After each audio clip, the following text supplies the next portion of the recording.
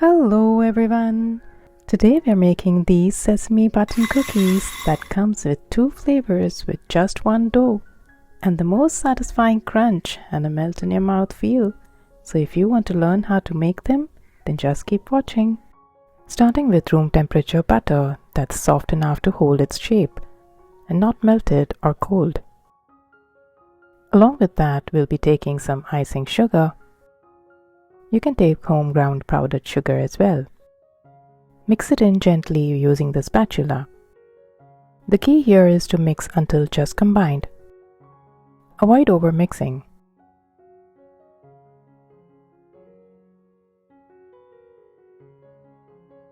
This looks good. Next, we will add in the condensed milk. I do have a replacement for this if you do not have it in your pantry. I'll mention about it a little later. To this we'll add the vanilla extract. Mix it in just as well. Now if you do not have condensed milk at home, a great substitute is heavy cream mixed with little sugar. It's the same richness and it works beautifully. The idea is to create enough moisture for the flour to make it easy to pipe out.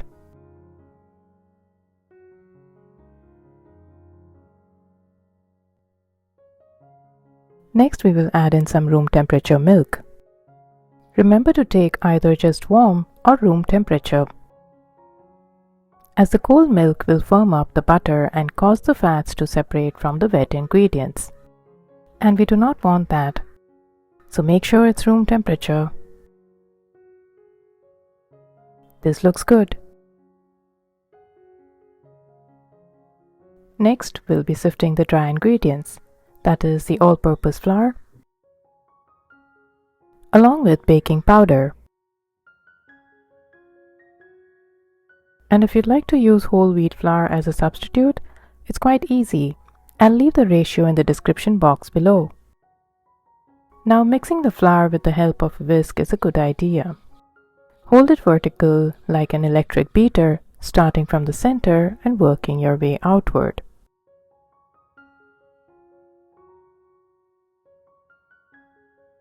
And finishing it off with the spatula to bring everything together. Remember, no overmixing. We want a soft, smooth dough that's easy to work with. And this is what we're looking for.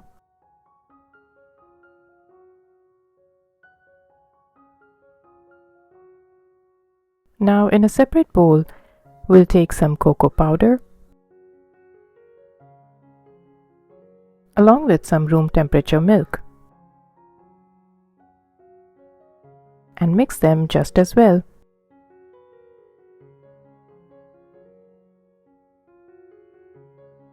Making the cocoa paste rather than adding dry cocoa into the dough helps to blend that rich chocolate color and flavor. Now taking a portion of our vanilla dough and folding it into the cocoa mixture. We now have our chocolate dough. Now transfer the dough into the piping bag, fill it up, twist the end, and it's ready to use. I'd like to mention a quick tip here. Unlike the other regular rollout cookie recipe, this dough isn't ideal for freezer storage in the piping bag. It would be best to freeze them once piped. Set that aside and take a tray lined with parchment paper.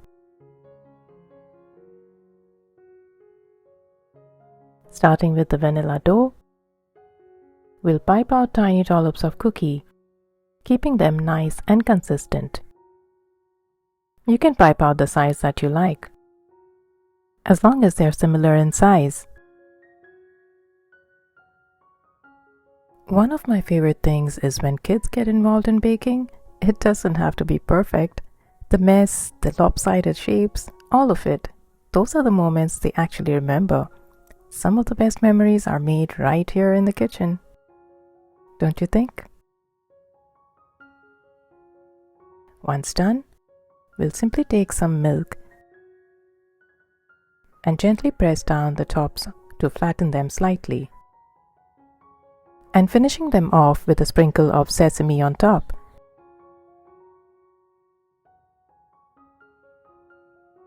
To give that little touch of crunch in every bite.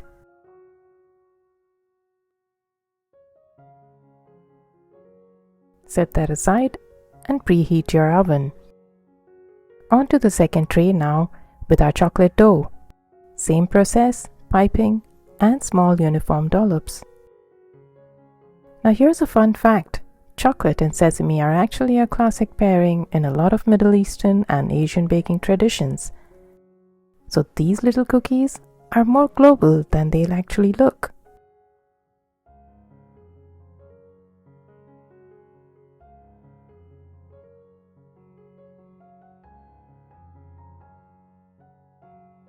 Once again, gently press on the tops along with sesame seeds to finish.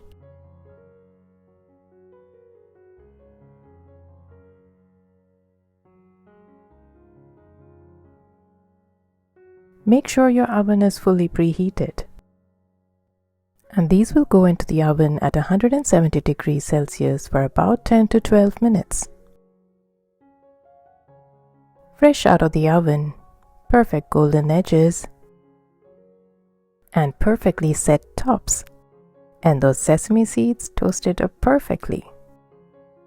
I'm sure your kids will enjoy them for an evening snack or maybe for their morning cereals too.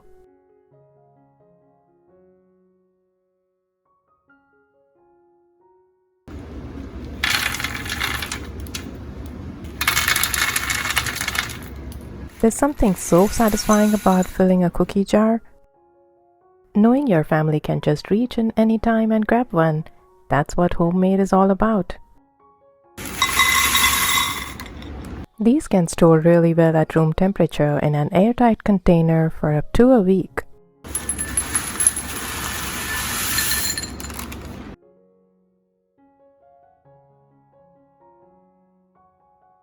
Time to see how they've turned out. Perfectly golden browning on the bottom. And the sesame seeds on top are toasted just right. Perfect tender crumbs and the subtle crisp on the outside. And that deep, rich chocolate color, beautiful melt in your mouth feel. Both versions absolutely worth making. I hope you give this recipe a try. Thank you for watching. Bye for now.